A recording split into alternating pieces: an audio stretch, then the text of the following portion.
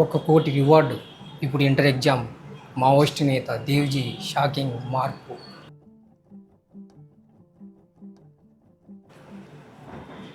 Tippiri Tirupati alias Devji 1980 సంవత్సరంలో inter చదువుతున్న సమయంలో రాడికల్ స్టూడెంట్స్ యూనియన్ ద్వారా మావోయిస్టు ఉద్యమంలో చేరారు.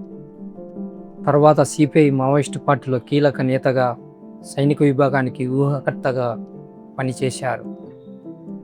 దేశవ్యాప్తంగా అనేక మావోయిస్టు కార్యకలాపాల్లో కీలక పాత్ర పోషించినట్లు ఆరోపణలు ఉన్నాయి.